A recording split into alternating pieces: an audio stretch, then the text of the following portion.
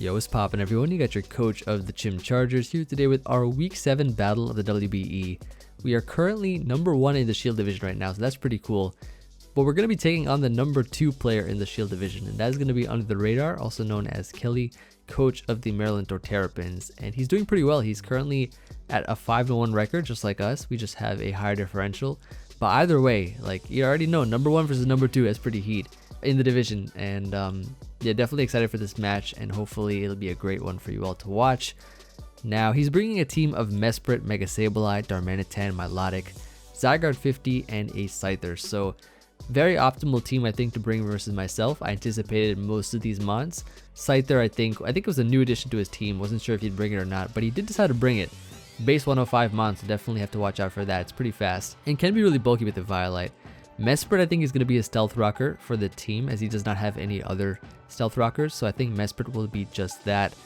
Mega Sableye is his only form of sort of hazard support for the team, or hazard control support, as it can magic bounce. I don't see him bringing Defog Scyther, so I think that his Mega Sableye will be the only thing stopping rocks and helping out Darmanitan and the Scyther from taking rocks damage, so that could be pretty useful for him. Darmanitan, I think, is going to be Choice Scarf. It really looks like a Choice Scarf mon for this kind of team, so I think he'll bring that.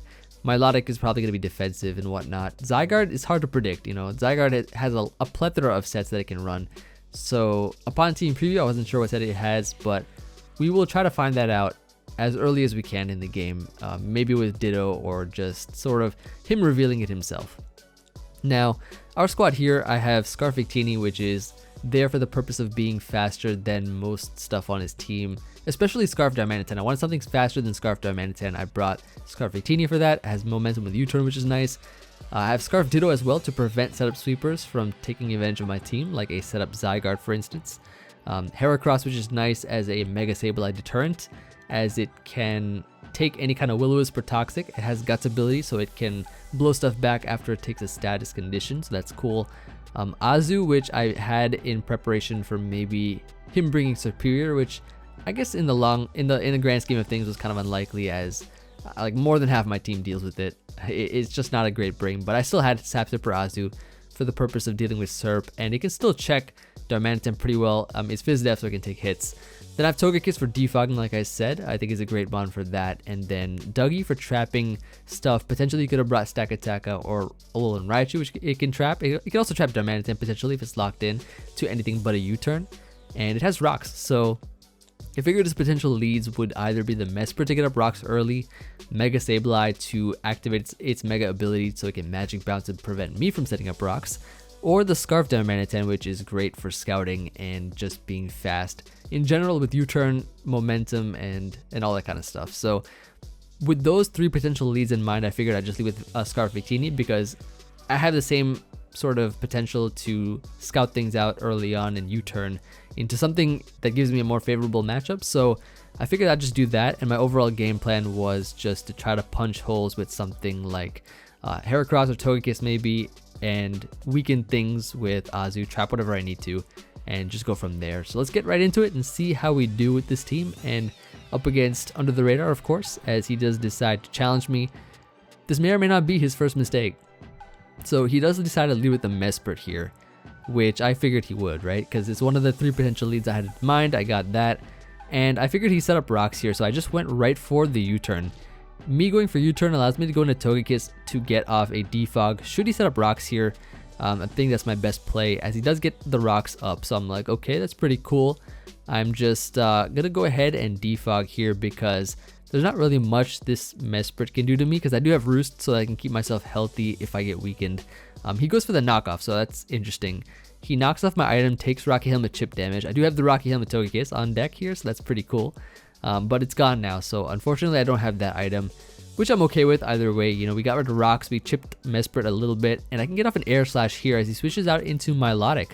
Now, I don't mind him going to the spawn, because Milotic does not appreciate Air Slash flinches.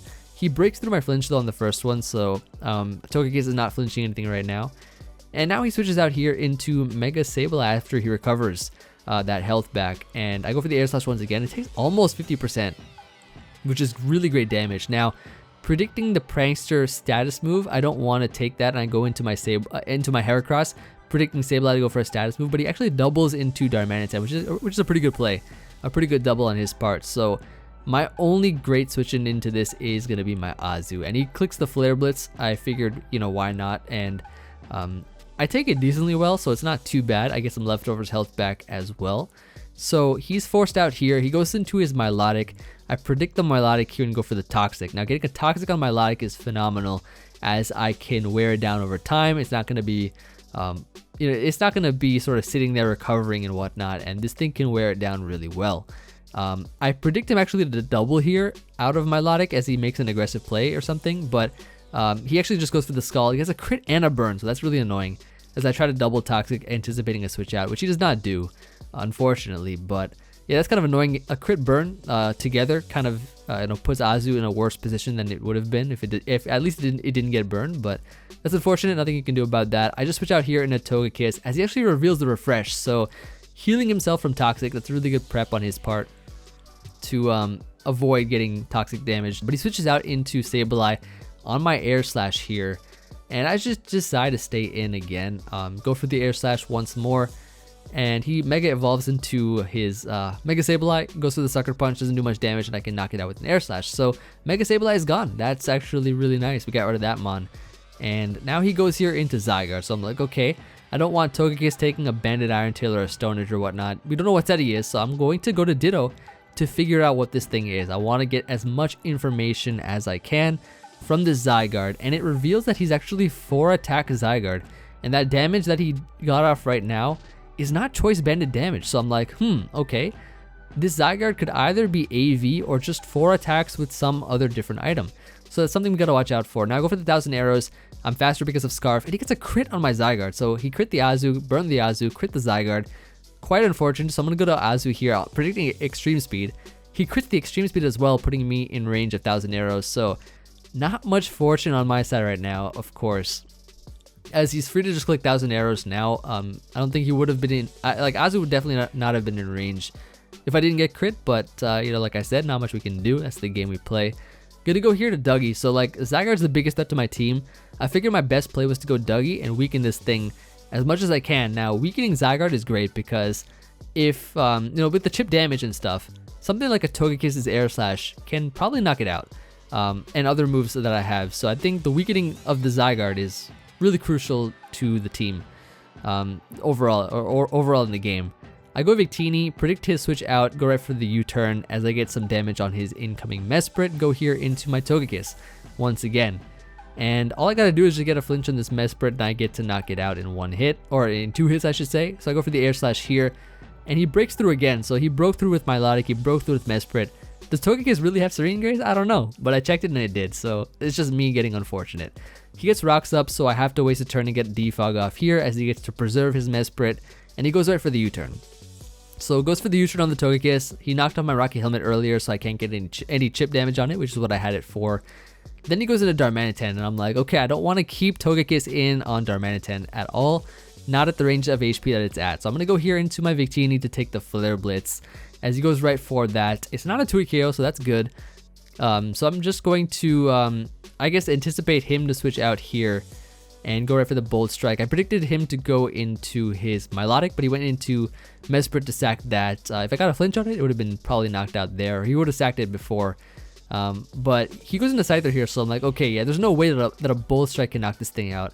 I'm going to go here back into Togekiss as he just clicks Knockoff, and that doesn't do much damage at all. Of course, my item's already knocked off, so that's good. And then he follows up with the U-turn, going into his Darmanitan, as my best play was to go, I think, for the Roost here. And the Roost allows me to avoid getting knocked out by a Scarf Darmanitan. This thing is EV to live Scarf Darmanitan. As you can see, he goes to the Flare Blitz. My play here is going for the Roost.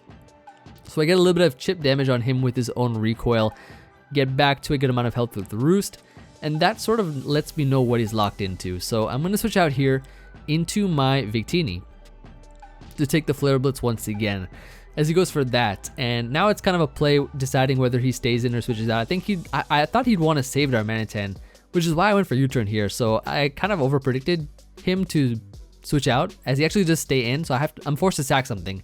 that I don't need, and I just decided my weak link was going to be the Ditto, as he does not have any kind of setup sweeper on his team for Ditto to exploit. So I sacked the Ditto here. I figured he might want to switch out in case I bull striked or something, but I guess if he didn't, then it just gives him a free switch to Zygarde anyways. So this kind of all works the same, I guess, in a sense. I go for the V create here, expecting him to go Zygarde or something, predicting bull strike, but Zygarde, of course, is win con. He probably didn't want to go into that. It goes to Milotic instead.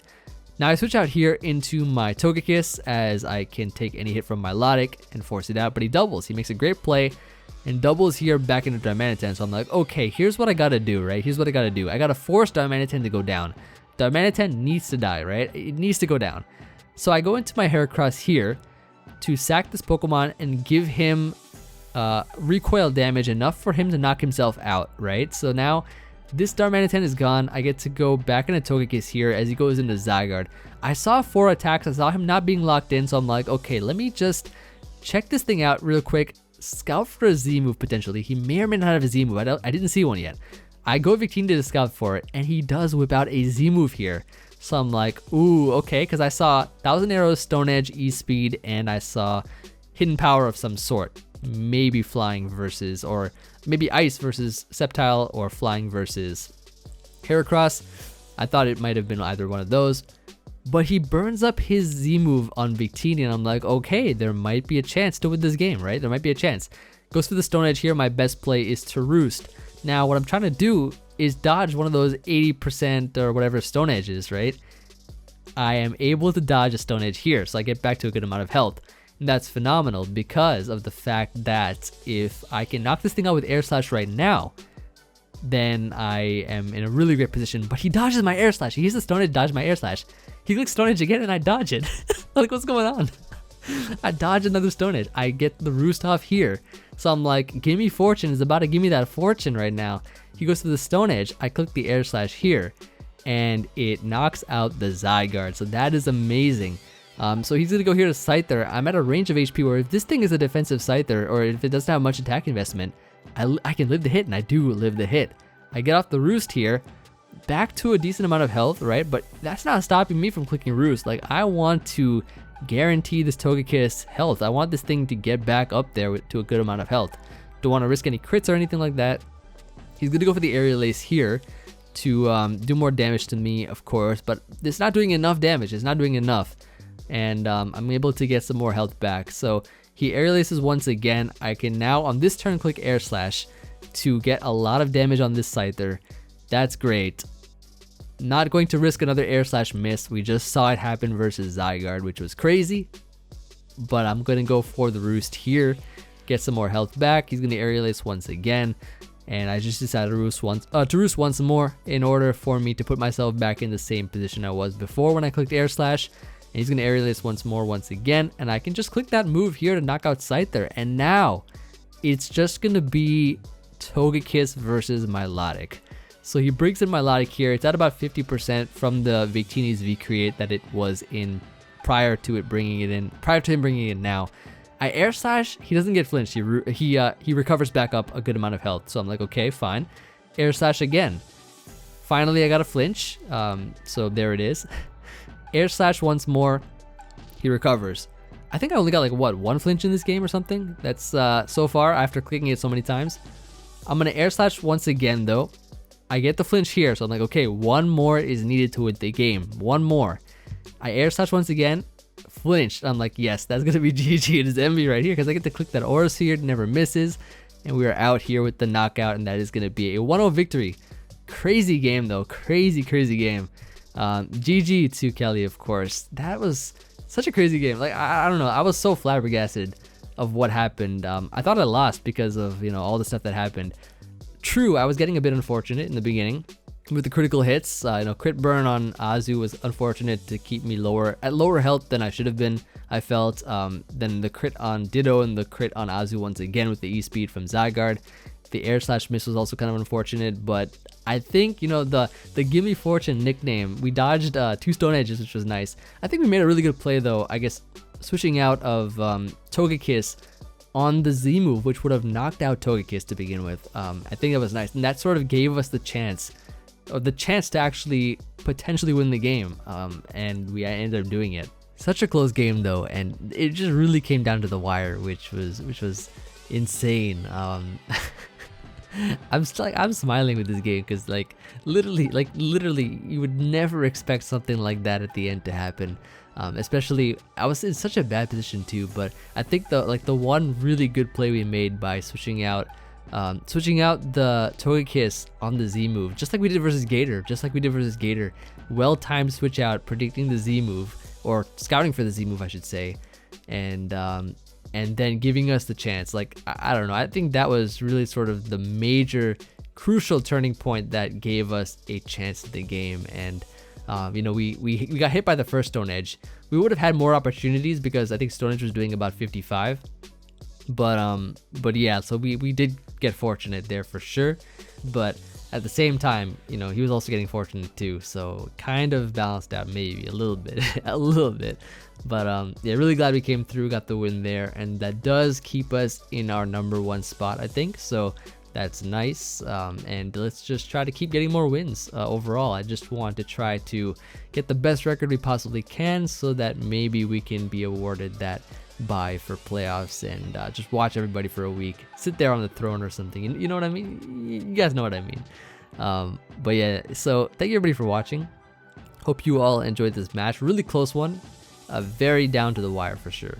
And yeah, let me know what you guys think, of course, and I will for sure read everybody's comments. I'll see you guys on the next week, and I'll try to get some Showdown lives as well. If you guys have not seen the Togedemaru live that I uploaded, I did a level 1 Togedemaru in OU, which was pretty crazy as well. So very fun live for sure, knocking out a bunch of stuff, including like a trick room kind of sweep with Togedemaru. So be sure to check out Kelly's side of the game as well. I think he'll also be uploading at the same time as myself, and yeah, I'll be watching that.